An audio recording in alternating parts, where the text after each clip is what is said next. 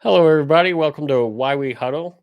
Today, we're going to take a look at the Virginia Tech Hokies and head off to Blacksburg to find out everything we want to know.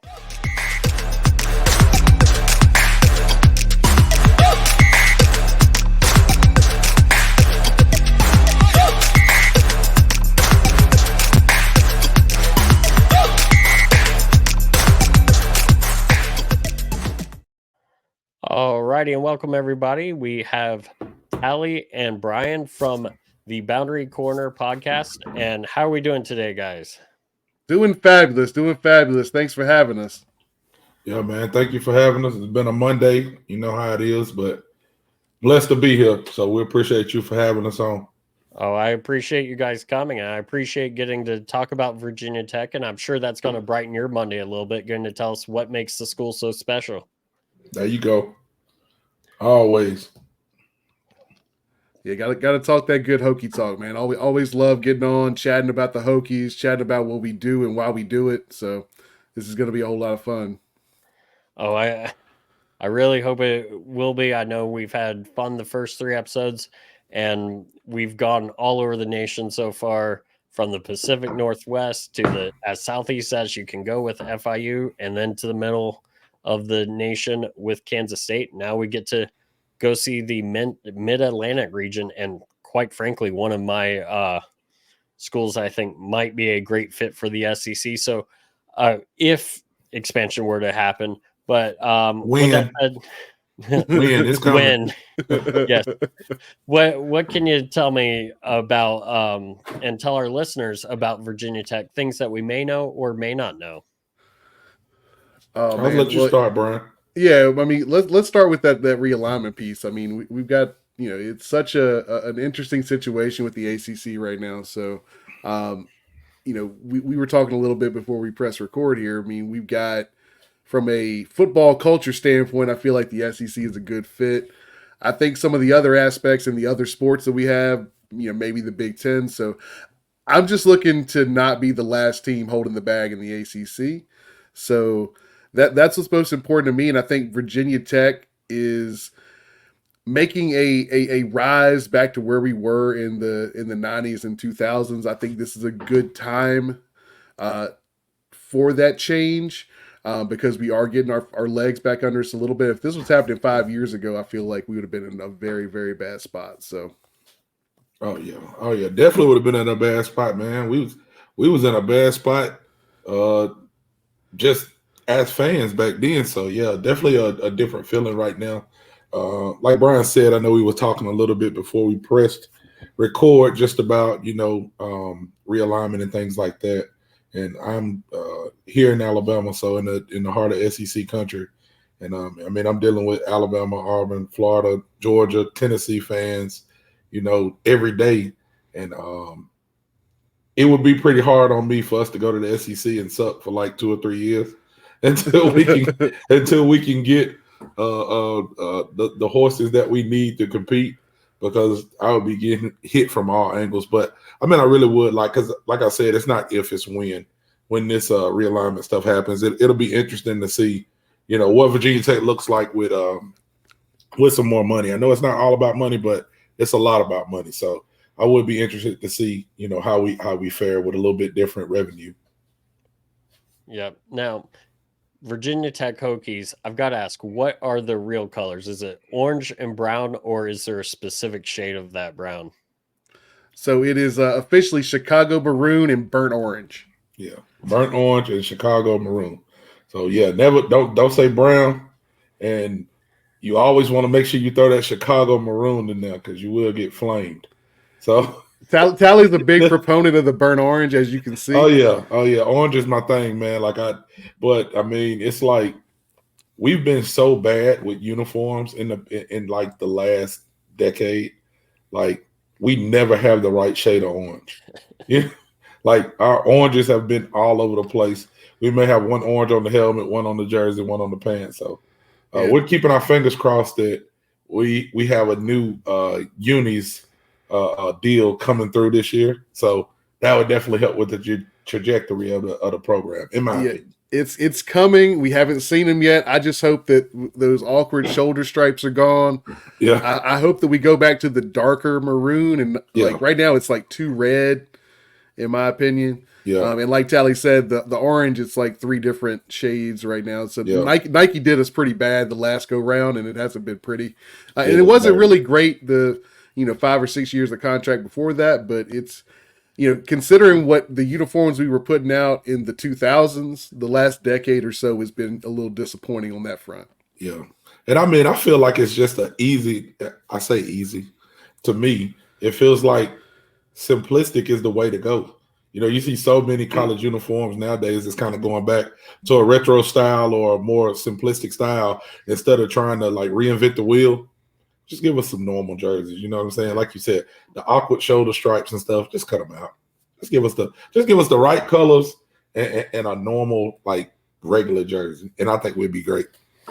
Yep. And then you see schools like Alabama, Penn State that really don't have, many alternates. So you talked about make sure I say the Chicago maroon for your color. Is there anything else about Virginia Tech I should know not to say so I won't get flamed, or something that the fans are sensitive about if I were to say? Oh, yeah. That's a couple of things, but, I'll start. Well, I actually let Brian take probably the first one, and then I'll tell you a couple after that. So, Brian, what you got to say? Yeah, I mean, so the big one is don't say Vatek. Never. That's the big one. We had a broadcaster in the Boston College game this past year that got absolutely flamed, murdered, for calling us Vatek for the entire first half, to the point where when he opened the second half, gave an apology to the fan base. And me personally, it doesn't hurt my feelings. I don't like it, but I'm not going to go out there and flame somebody over it. But there is a large segment of the fan base that will go after you for Vatek. Yes, they will. Had that man on TV saying, I apologize. I didn't know it was that serious. So, yeah, and that's one thing, and another couple of things. I guess my start to like Twitter, because I actually started meeting people, Virginia Tech wise on Facebook. So like I have Facebook groups, and I met a guy, and he was like, "Hey man, why don't you have a Twitter page?" And I was like, "I don't know. I don't use social media that much." He was like, "Well, you need to." So I got on Twitter, and the first couple of months on there, like I made the grave mistake of saying that I was not like a super fan of Enter Sandman, and I think I let all hell loose. Like it was rough, man, for about a good year. I mean, but it was all good, man. It was fun, but it was, man, some of the DMs that I got, some of the conversations that we had, it was kind of right when Twitter Spaces started. Like I had to hold a Twitter space just to like let people get their feelings out. It was like a therapy session, and they was like, "You don't understand what that song means to us, and what do you want the song to be?" And I'm like, it's not that I hate the song. I was coming from a different perspective of it. I was just like, at that time we were, trying to find our identity, and everybody kept pushing our identity to be, we're the Enter Sandman people. And I'm like, no, we want to be a good football team. You know what I'm saying? Yes. So it was more about that than it was about entrance. And everybody was like hypersensitive about that song because I made the comment of like, maybe they need to change the song. And they was on me. There were some people like, and I think Tally's point, like if you're going to have this big entrance that everybody tunes in for and then get your ass kicked by 20 points, like, right. What are you doing? So right. Yeah. That's more the perspective I was coming from. I was like, I don't care what the song is. I feel like the fans are the fans. You know what I'm saying? Hokie Nation is great. Like I don't know too many schools that have fans as passionate as we are. I know we're right up there at the top with most schools. When you talk about any school across college landscape, Virginia Tech fans are very passionate. So I was like, y'all are giving too much credit to a song is what my perspective of it was. It's just like, y'all gonna show up and show out no matter what they're playing. Like they can be playing Cotton Eye Joe and y'all will be fine. Like you're still gonna be jumping. You know what I'm saying? Yeah, so just that was my perspective on it. But like I said, man, people do take that tradition pretty serious. Yeah. Speaking of traditions, what are some other traditions for Virginia Tech? Yeah, I mean, obviously the big one is Enter Sandman from a football perspective. It's leaked over into other sports too. I mean, it's played in Castle Coliseum now for basketball, so it's really kind of become the defining song of the athletic department more so than just football now. But obviously, it started in football in 2000. It's been a big deal since then. I'm glad that it's not the only deal anymore when it comes to football. We actually, the game is enjoyable as well, because there were some years there where it was a little bit lean. Yeah, probably some of the other traditions. I mean, you got the lunch pail, obviously. Yeah. That's been a big deal. That goes back into the mid '90s, when Bud Foster was just getting started as defensive coordinator. Yeah, make sure you say legendary Bud Foster when you Legendary Bud Foster, yes. Yep. Legendary Bud Foster getting started in the '90s there. It started going to the best defensive player, the one that kind of put in the work, the guy that was showing up and showing out every day. It got to a point, we were taking it on the road, collecting turf from opponents' fields when we collected that W.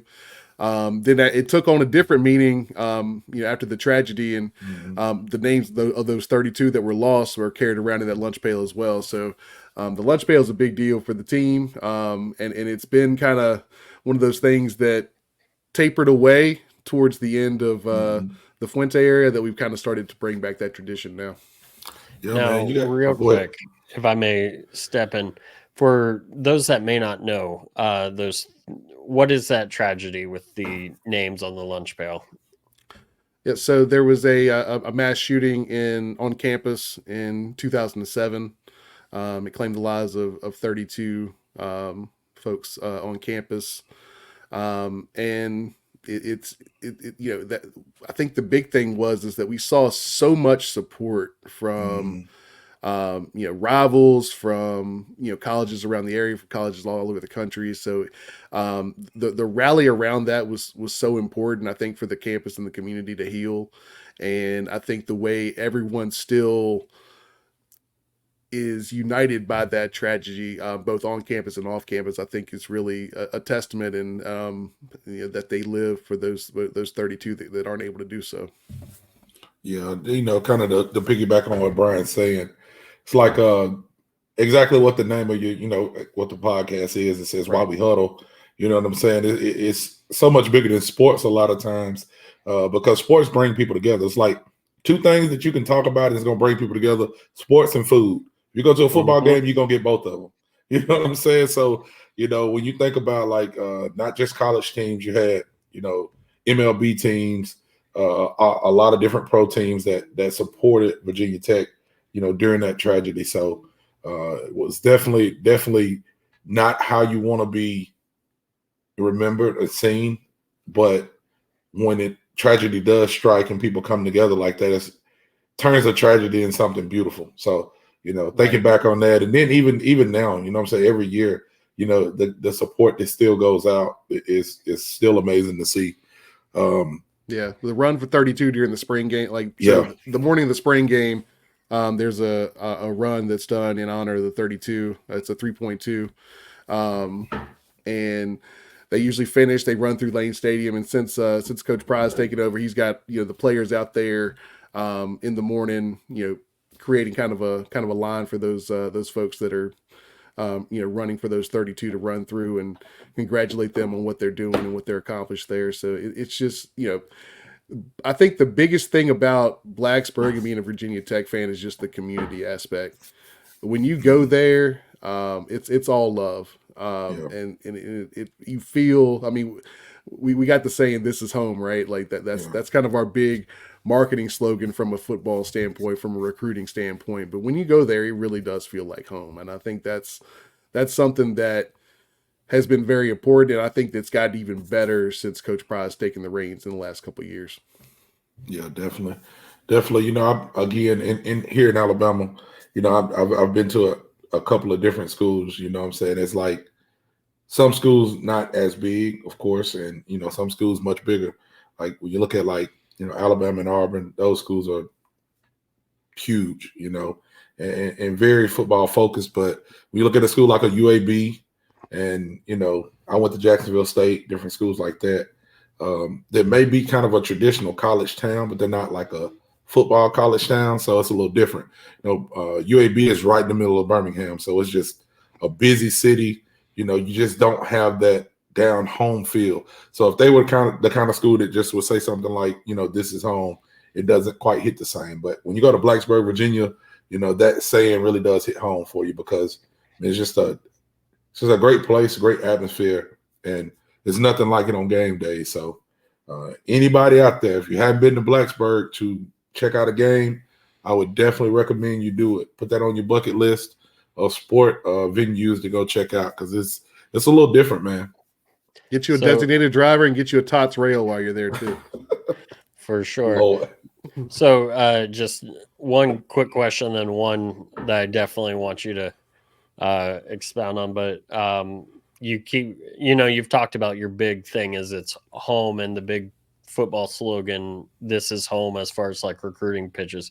Would you say that if you could describe Virginia Tech football culture or Virginia Tech culture in one word, as we've talked about things much bigger than football and the whole community, would you say home would be that description for Virginia Tech?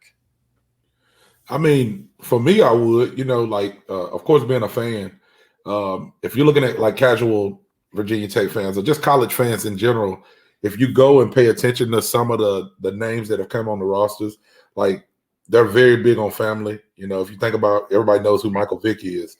There was a lot of Vick family that went to Virginia Tech. There's been a lot of brothers, the Edmonds brothers. There was 3 brothers that came through Virginia Tech. So they had to be real big on, the Fuller family. How many was it? 4 or 5 of them? You know what I'm saying? Like, yeah, 5 total. 5 total. Yeah, 5. That's what I say, 5 total. And then now we still have we have a couple of brothers. So a couple of brothers that are on the team now. One set of twins, and then another a set of brothers. But like they're big on really working that family angle. So again, Dwight Vick is a huge part of still the Virginia Tech community right now with a lot of work that he puts in. Michael Vick may have not been at Virginia Tech if Dwight Vick wasn't there first. Dwight Vick was an offensive lineman and was Michael Vick's cousin, and pretty much recruited him to come to Virginia Tech. And we see how that turned out, as far as his career that he had, going number 1 overall to the Falcons. He would have never been at Virginia Tech if that didn't feel like home. If he didn't have, family there that was like, hey, you need to check this place out, it feels like home. So yeah, the question that you asked about, does it feel like that? And what I say, that's kind of the culture. Yes, definitely. Yeah, I think a combination of home and just a defensive toughness in general. I think that the defining years of this program were built around a tough defense, a defense that would punch you in the mouth, a defense that wasn't afraid to punch above their weight class consistently. So when you think about those 90s teams, when you think about most of the 2000 teams, the number of defenses that were ranked in the top 5 in that span were pretty huge. And I mean, it really kind of reshaped Virginia Tech athletics, and it really reshaped Virginia Tech as a whole. When you think about the bump that we saw in enrollment and application. So, I mean, there was a big trickle down to the university at large, not just hey, we're a good football team.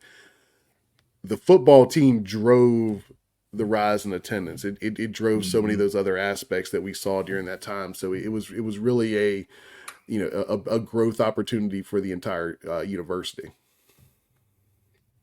Okay. No, that's awesome to hear, like how, we've talked, so far about football impacting, the community and how things come together after tragedy. And now you're talking about, hey, football's also helped out our school get better, with better applicants, more people coming in. And of course, that ends up cycling back to more Hokie fans. And hopefully as those little Hokies grow up, they go on to be Hokie, football, baseball, whatever players, and it just builds on itself. So that's cool. Now, could you guys walk me through what it's like to see a game at Lane Stadium in Blacksburg and really just the feel of a game day there. I'll let you go first, Talley. Yeah, so for me, it's a little different than Brian's experience because Brian's more from that area. So for me, I live in Huntsville, Alabama, so it takes me about 7 hours to get to Blacksburg. So most of the time, I'm traveling in the night before. Just say if it's a Saturday game, I'm gonna be traveling in that Friday. And if my wife goes with me, most of the time we get somewhere kind of away from campus, just because it's cheaper. So we'll probably stay 30 to an hour away, 30 minutes to an hour away from campus. But even once you start hitting, 2 hours away from the campus, it's like you start feeling the Hokie love because, you walk in Walmart and it's, Virginia Tech stuff is what you're going to see. They'll have maybe a little bit of Tennessee stuff when you start getting that, but you're kind of out of their reach. So you'll see a little bit of Tennessee stuff, a little West Virginia stuff, a little, Virginia stuff. But, those areas are real close to Virginia Tech. Like they're going to be having that kind of stuff ready to go. So, going there and then waking up on game day and, finding your crew and hitting the lot to get ready to do some tailgating, man. And, what you really want to do as a responsible adult is drink a lot of water. You don't want people like Brian to coach you into drinking tots and rails and all of this different stuff where you forget stuff and you got to take a nap. But, game day, it gets a little crazy, man. That the tailgating is always awesome, man. And Virginia Tech is south enough where you're still getting some southern cooking. Like I've been there, man, and it's country enough where, again, a guy from Alabama saying, I've had some stuff in Blacksburg that I've never had anywhere else, and we eat some crazy stuff here in Alabama. Like the first time I ever tried bear was in Blacksburg, Virginia. Now I don't know that I want to eat it every day, but I had to try it once. You know what I'm saying? So sure. you're gonna get some good food. You're gonna get some good company. You're gonna get some good music, and you're just gonna have the community's gonna be out, and it's a true college football town. So there's not a lot of hustle and bustle that has anything to do with but football. You know what I'm saying? Everybody there, you can go into Kroger and they know it's game day. Like that's what they're there for. They're not there to sell groceries to the normal family. They're there to sell groceries for game day. So it's like I said, kind of a traditional college town where you're getting ready for football, man, and then going into the stadium, you start to feel, everybody's pumped up. You're starting to feel the electric energy, and then teams warming up and everybody's getting ready, and you're getting to your seat, and when it's time for pregame because here comes that damn song, the doom doom doom doom doom doom doom, and when that song starts, man, it's like the whole. It looks like even the whole town erupts. It's not just the stadium. You know what I'm saying? Like I know you guys that haven't been there don't know what it feels like, but it's like the stands are shaking under your feet, because everybody's jumping.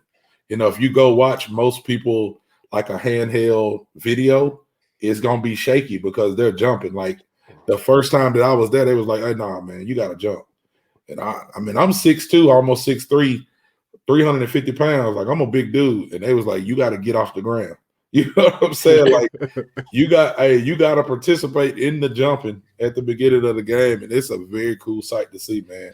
I mean, one of the coolest things that I've seen, and I'll let Brian take over after this, was it was actually just at the spring game. We were at the spring game, and I had a gentleman behind me, and his son. I don't know, what his medical condition was, but he had like braces on his legs. So his dad, he looked like he may have been like 15 or 16, and his dad may have been, or granddad, I'm not sure, but he may have been like, mid 50s. And he's there and he's holding him up, while the kid is standing up, and he is jumping, like he's helping him jump. And he's the happiest I've ever seen anybody, during that song, to be participating in that pregame tradition. He was so excited. And it's like, that's what it's about. That's what you want to see when you go to a football game. The joy that young man had just to be able to he was a part of the team at that point. You know what I'm saying? And that's what yeah. traditions like that is when you go to a football game. So I know I was kind of long-winded with that, but I'll let Brian. No, that's awesome. Yeah. Yeah, I mean, piggybacking off what Tally said, and Tally's absolutely right. I mean, it's the different thing. So it's Sandman, right? But it's also the key play. We get a team in third down and whatever. The key's going to come out. We got to get that stop on third down so we can get the ball back. There's a whole lot of noise there. And I think that's the big thing is that you feel the passion every time you're there on a game day. And it's not just in the stadium. It's everywhere you go. It's if you go to Sharky's and you want to get some wings, you can feel it there. You go to Tots, you're drinking a rail and you try to get some barbecue, you can feel it there. I mean, it's just you go to Center Street if you're of a certain age, and you can definitely feel it there. Center Street is where all the big parties for the students are. So that's a pretty crazy moment. So if you ever see some Virginia Tech highlights floating around the Center Street, you got to check that out because it is a very interesting place to go have a good time. But I mean, it's everywhere, and I think that's the big thing is that the community definitely shows out every week, every game day, and it feels different being there. And I've been to college games everywhere I've been. Half the ACC. I've been to a couple, former Big East schools. When the Big East still had football. Right. I've been around the block a few times, and there's still nothing like a game in Lane Stadium in Blacksburg. Yeah, and it sounds great. I really do. It's on my list of schools I'd like to go see a game at. Blacksburg. I want to head, to one of the Big Ten schools. And based on what we were told in episode 1 about Washington, that's something I'd also like to go out and see, just to give a short list of schools I'd hope to visit one day. So I guess let's go ahead and talk a little bit about your stories. Tally, you've been going first. How does a guy from Huntsville, Alabama, become a Virginia Tech Hokies fan? Yeah, so I told this story a couple of times, and because I get asked that question a lot. I'm actually not from Huntsville. I'm from a little small town that nobody's ever heard of. Probably it's called Columbiana, Alabama, and I mean there's nothing there but a horse and wagon and a stoplight, maybe. You know what I'm saying? So I grew up there, and my brother, I have a brother that's 12 years older than me, and when he graduated high school, he went to the Navy. So he was stationed out of Norfolk, Virginia. And with me being, a kid that just enjoyed sports, I was like 6. He started, he sent me sports memorabilia. Well, being in Norfolk, it was like Virginia Tech.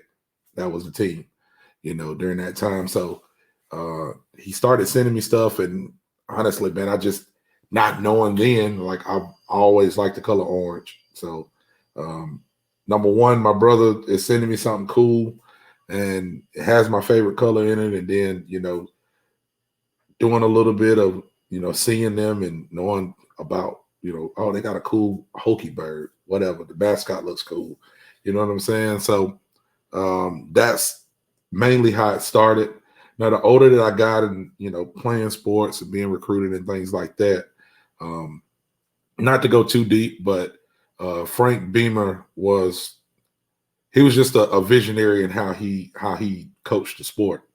He did a little bit different from me, again, being, right here in Alabama, seeing some things and hearing some things growing up. I don't really think Frank seen color. He just seen good ball players and bad ball players. Like he revolutionized the sport by giving a player like Michael Vick an opportunity to play the game how he wanted to, Being here in Alabama, like I seen Andrew Zhao be a quarterback. And I don't want to make everything black and white, Right. but with me being a black male, you look for people who sometimes looks like you to see what they're doing and how they're performing. So Alabama, it was tough to see a black quarterback. A lot of kids that grew up is like that ain't the position for you. And then we seen somebody like Andrew Zhao come to Alabama, and he didn't have the opportunity to use his talent how he could have to play that position, because again, Alabama's more of just a traditional school. So it's not all about black and white. It's a style of football. Right. It's turn and hand the ball off to your big running backs and let them go score. You know what I'm saying? Hit this, receive on the out route and let him, get 10 yards. That's kind of how they played the sport for a long time. But Frank just opened up a playbook and let somebody like Michael Vick say, go be you. If you're faster than them and you're better than them, just go beat them. And it was exciting to see. Seeing football played like that was something that was, at that time I had never seen. So it just, it drew me to the school. And, now I feel like that's the reason we have somebody like Mike Vick is the reason we have a, Lamar Jackson. I don't want to go all into all of the other quarterbacks because they all do things a little bit different, but it's okay to have a dual threat quarterback now. It's like when they come out, like people's ready to draft them instead of being like, oh, we got to move him to a wide receiver. Oh, we got to do we got to move him to the cornerback because he runs. Like, no, people take chances on it because they're like, well, if I can get that lightning in the bottle, if I got an opportunity just to get that, then I'm gonna go for it. So I just feel like, again, Frank Beamer and how he coached the sport just kind of revolutionized the sport and revolutionized the quarterback position. So that's my story. Mine's a little different. I mean, I grew up in South Boston, Virginia, which is a small town in the southern part of the state. It's kind of central part near Danville, Virginia, if anyone's familiar with that area. And I mean, I think the big thing for me is that when I was growing up, I saw Hokie stuff everywhere. In my hometown, you were either a Hokie fan or a UNC fan because of our proximity to Chapel Hill and things like that. So, being more of a football guy, I gravitated to the Hokies pretty early on, and really kind of my fanhood solidified in 1995 with that 10-2 season, that Sugar Bowl victory. That was when I became a hardcore fan, and it just grew from there.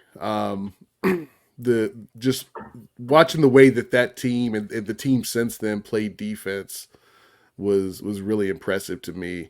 I'm a guy that grew up playing football myself. I played Pop Warner for so many years. Ended up playing middle school ball, high school ball. Played Division III college football. So being a student of the game and watching how Frank Beamer and Bud Foster and those guys went about their work was really impressive. It's something to kind of strive for. Nice. So, do either of you have any family history with the Hokies, or is it, hey, we both discovered independently on our own the school that we really love?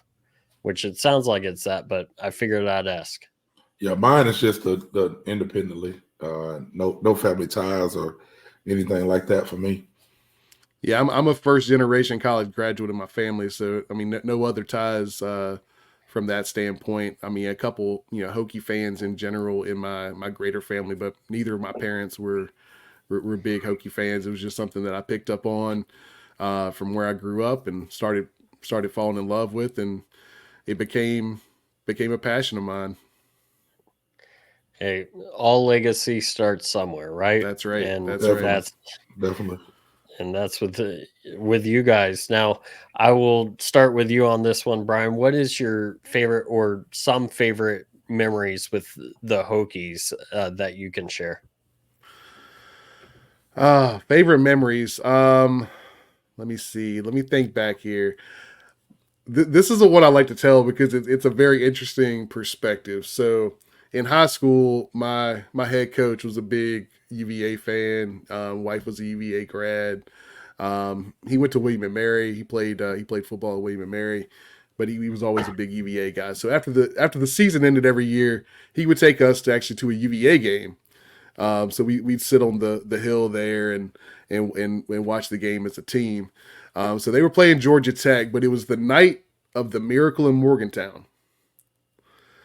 So Hokies down to West Virginia, driving. Mike Vick gets them in field goal range. The field goal is up and good. Well, I'm sitting here on the hill, and at UVA, they put it on the big board.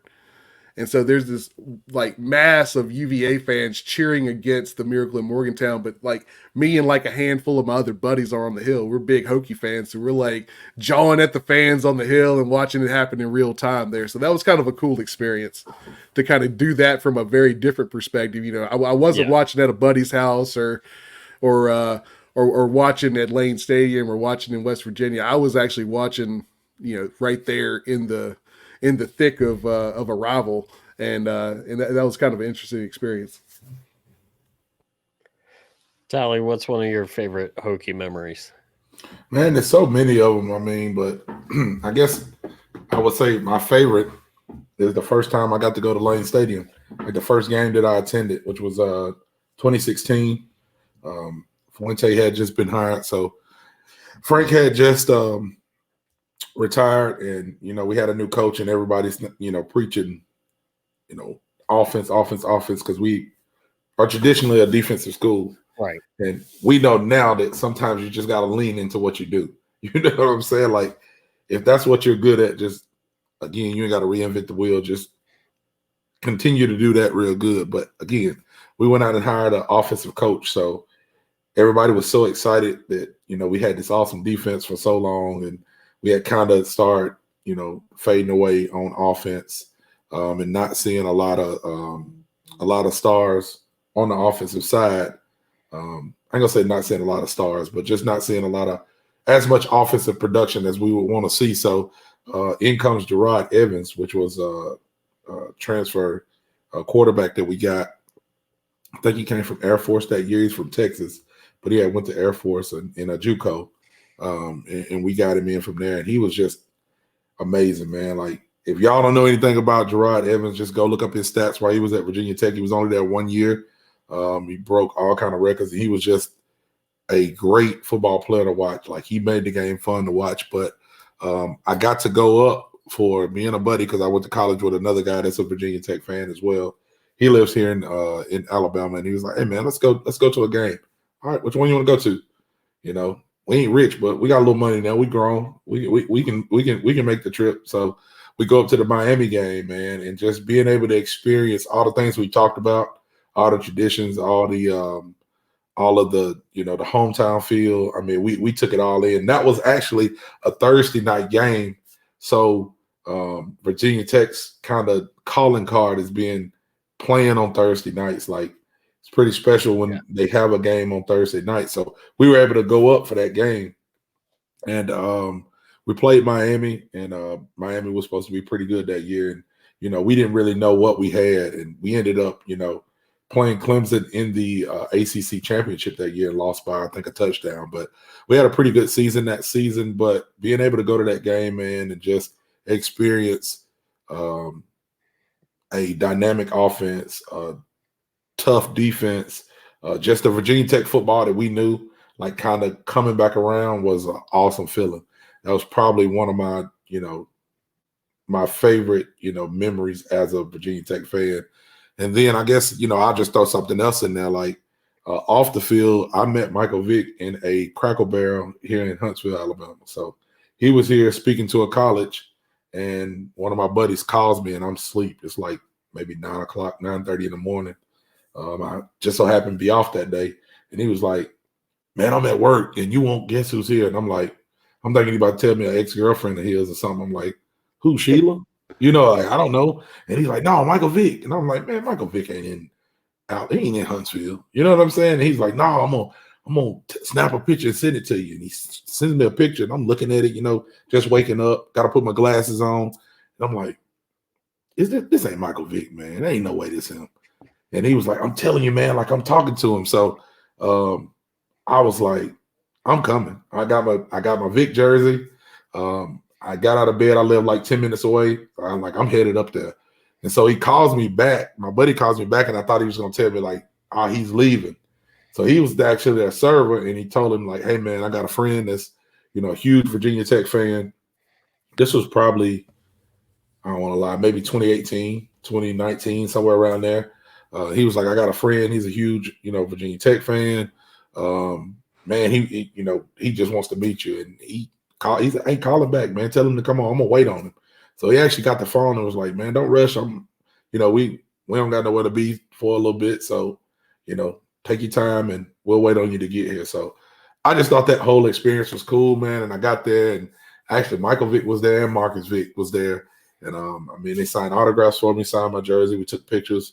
So that was a real cool experience, man. And just getting to kind of talk to him and pick his brain just about what he was doing here and also just what he had been doing in life at that time. So very, very cool experience, man. I know it may be a lot of Michael Vick haters out there, but I will tell you, I couldn't have met a more awesome guy, because it's not just about what people do on the field, but sometimes, mistakes and things that we do off the field can turn to a redemption story. And I've seen that with him. So anyway, that was just a cool experience for me as well. One of my favorite, memories of Virginia Tech. No, and that sounds like a really cool experience. And like you said, I've been a criminal defense attorney, so I've seen that people making mistakes turning, becoming a redemption story. It's really cool hearing that Michael Vick going from, what happened to now being a guy who's willing to wait at a Cracker Barrel just because his waiter, said, "Hey, I've got a big Virginia Tech friend 10 minutes away. Can you wait?" And that's honestly a cool story, cool story to hear. Where is Michael Vick? I've got to ask, is he your favorite Virginia Tech player? Probably so. He always was close, but it's so many, man. And right now it's because we've, had the podcast and being involved with people, and technology makes it so easy to, connect with people. And we've interviewed so many players and coaches and things now. So I will say, to answer your question, yes, Michael Vick will probably always be my favorite Virginia Tech player. But it's so many other guys that, casual fans may not even know that we've interviewed and we've talked to. Greg Boone was a tight end that went to Virginia Tech, man. And he's not real active on Twitter, but, probably about that 2016, 2017, I met him just, through talking on Twitter and Twitter Spaces and things like that. Now, his play on the field, because I was a tight end as well, always intrigued me. But just having conversations with him off the field and things like that has been really cool too. So I got a couple of close seconds that's, my favorites as well. Right. Yeah. It's hard not to say Vic. I'm going to say another quarterback too, though, and that's Brian Randall. As a guy that was in college in the early 2000s, anytime I wasn't playing, I was going to Blacksburg to watch Brian Randall play. The college I went to, his brother went to. He played basketball there, so he was actually on our campus from time to time. So getting to hang out with him in that capacity too was always really cool. So, then obviously when you think about the 2004 season and pick to finish almost dead last in the ACC, and then winning the inaugural season there for Virginia Tech in the ACC. That was a big season, and really look at the losses. I mean, a couple games here or there that were against some high quality competition that came down to some questionable calls here or there. Could have tipped the scale in another direction. So that was a really important season, I think, for the Hokies, because it kind of bridged the gap from the Vic years into kind of the Tyrod years. And really kind of put a stamp on the ACC, that Virginia Tech wasn't anything to play around with, that we weren't just a Big East school that had some luck and had some run. We could compete in the ACC as well. So definitely put Brian Randall up there. And if we're talking about defensive players, Xavier Debe, it's hard to beat that, man. That dude is an animal, absolute stud in terms of covering ground, delivering a punch. Did everything you could want from a linebacker perspective. So definitely my favorite defensive player. Now, let's go ahead and get into your podcast, the Boundary Corner podcast. When did you start that? What are you guys all about with your podcast? What can you tell everyone listening? So I'll give the early history, and I'll let Tally finish off the recent history. So this is something that was kind of he's not on with us tonight. Curtis Wilson, somebody I've known since middle school. We go back a long ways. We've been Hokie fans for about the same amount of time. We always were, during games, after games, texting, talking, like everything. And we're like, we should put some of this out there for folks to consume. We got some interesting things to say. We have a couple different perspectives that we come at. Him being somebody that never really played the sport, just been a fan his whole career. I played pretty heavily, obviously. So having that context and that dynamic was really cool. And we kind of throw different things off of each other and talk those things through. And we had talked about getting starting a podcast, and then kind of life got in the way. He had a kid, I had a kid. I moved to Raleigh for a little bit. But then we got back together. I moved back to Richmond in like 2018, and we started throwing the idea around again in 2019. And by February 2020, we put out our first episode. Nobody listened. We put out another one. A few people started listening. We put out another one. Hey, we got some momentum now. And then we started just doing audio, and since then we moved into video. We started StreamYard in late 2021. And really it's kind of grown from there. We've added some folks down the road. I'll let Talley pick up there. We welcome Talley on board. Talley was a guy that we've been hanging out with online, particularly on Twitter, group chats, talking. We had him on for a couple episodes. We have a yearly episode we call State of the Program. It's really just hey, grab a drink or 12. Let's talk about what happened in the last season. Let's have a little fun. Let's kick back a little bit. So we had Talley on a couple times. It was really good vibes. We had a good time, and we're like, hey, he's going to be a perfect fit when we're trying to grow here. So got him on there. We also got our other host, Shelton Moss, very, very heavy on sports media analytics. He is a genius at putting together analytics for looking at different areas of a team's growth and success and where we're struggling. So he's been a big asset as well. But I'll let Talley add on here to the no problem. Here. So Brian was kind of hit the nail on the head of the lineage of the show. Like I said, I was big on Facebook. Well, I can say big, but Facebook was pretty much the only thing that I used just to meet people as far as like Virginia Tech fans, and became friends with a guy that we know as B-Fish. Shout out B-Fish. This left Twitter now. But anyway, he was like, man, you need to get on Twitter, man. That's where all the cool people are. I'm like, all right, cool. So I ended up joining Twitter, and we made a group chat, and met Brian and Curtis and some of the guys in there, and I was just always intrigued by, Boundary Corner when Curtis and Brian did it, because I ain't gonna pat Brian on the back too much, but like he was one of the first people that I'd seen that had a platform set up like this. Like most people's podcasts were just talking, and you just listening to it. Brian and Curtis were some of the first people that were doing it live, and have interaction from people in the audience, and also you seen them. So all of the other Virginia Tech podcasts weren't operating that way, and when I became kind of friends with them through group chats and just Twitter interaction and stuff like that, like I'd always go in and bomb their shows, like they be talking some great analytics, and I'd just come in and be sticking people's birds, and throwing some crazy off the wall sayings like I do sometimes. And we just became kind of friends. We were already friends, but just came kind of closer friends with just those kind of interactions and stuff. And again, like one of my things that I did, like I'm not scared to talk, of course, as you can see. So when I came to Twitter, we ran so many like spaces, man, because a lot of times, man, people have so much to say, but it's like nobody wants to start the conversation. Right. So like I was just one of the people that was like, I don't mind hitting play. You know what I mean? So we would have like some crazy Twitter sessions, like post-game sessions that would go to like 3 a.m. after a 7:00 game, with thousands of people in there. I think, maybe one of our spaces made Barstool just because it was so wild, because we lost and we shouldn't have, but we ain't gonna go into all that.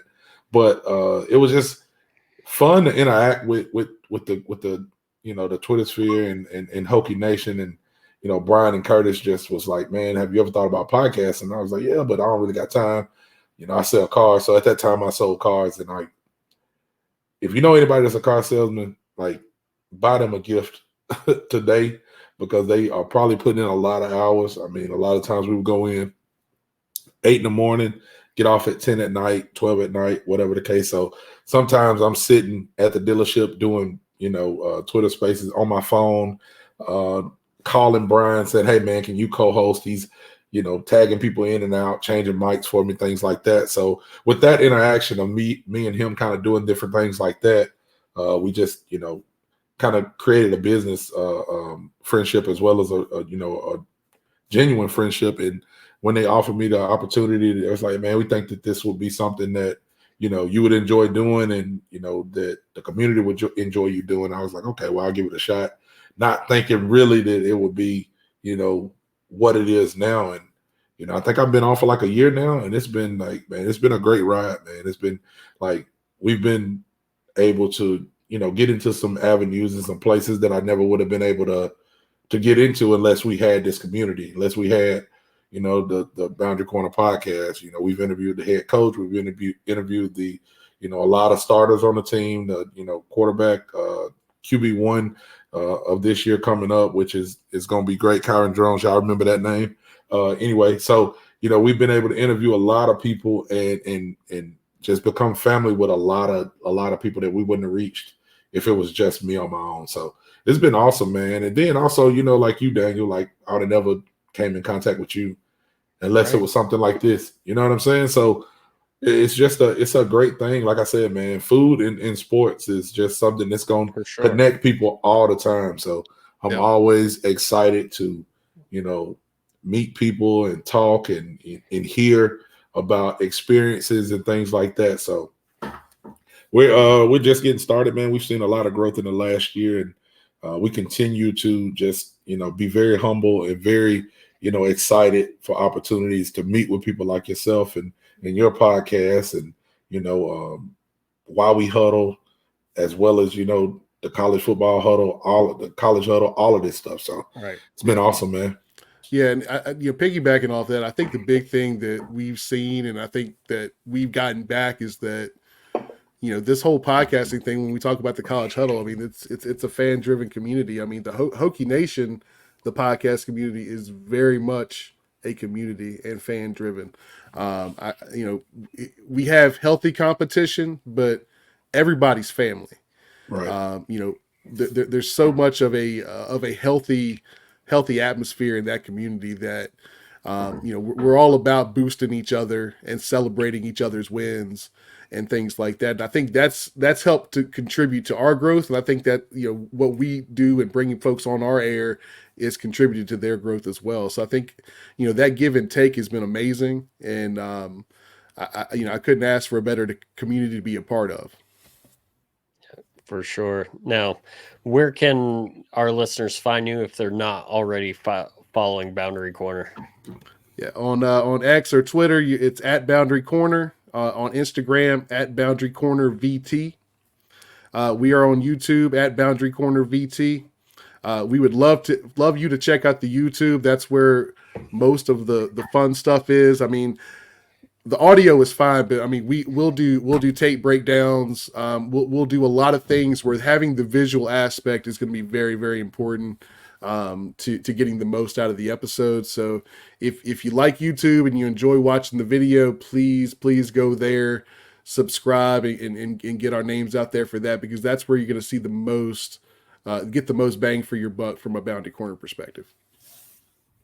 And if you're looking to follow us on everywhere, we've got a website. It's boundarycornervt.com. So check that out. It's got all the videos. It's got all of our episodes, where you can follow us, and some other fun things on there as well. Definitely. Awesome. And one last thing before we get out of here, just real quick lightning round. Who would you say is the biggest rival for the Hokies? I'm going to go Miami. I'm going to let Brian say what he got to say, then I'll double back and say something. What you got to say, what? Brian? So I'm going to say Miami too. And I think the biggest thing is that from a football perspective, UVA has not been consistent enough to be the number one rival. Miami hasn't been great. All right. When we look at Miami post 2003, 2004, we're still waiting for them to be back, right? But Miami has at least put out a consistent product.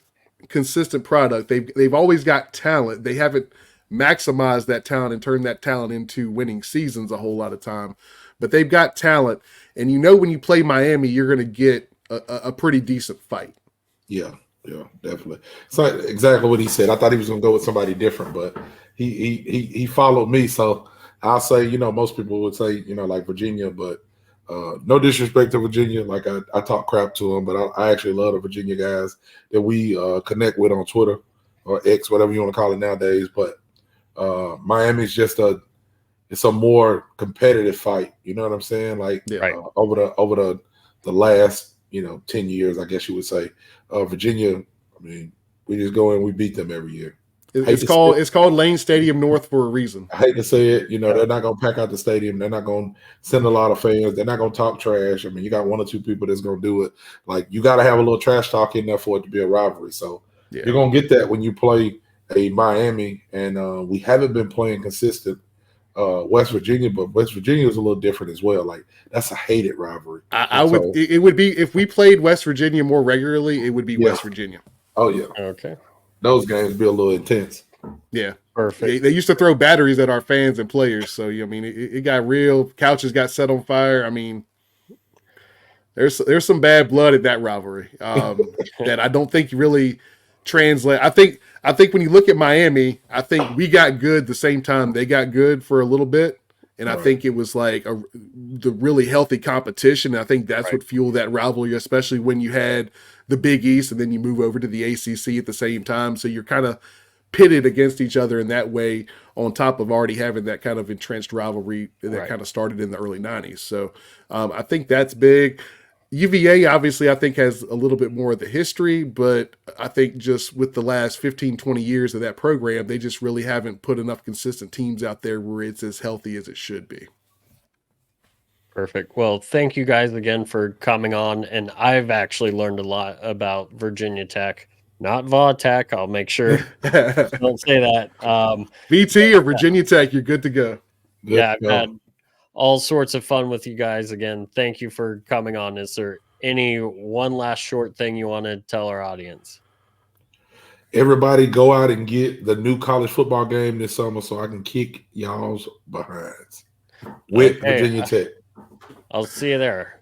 Xbox Series X? PS5, man. Come on now. Come on now. Daniel, what's going on? I'm platform agnostic. I got both. So whatever we doing, I'll do it. We got Xbox. We got Xbox X in here too. My son plays that. Awesome. Well, you guys have a good one. Thank you again for appearing on the show. Appreciate it, Daniel. Appreciate you, guys.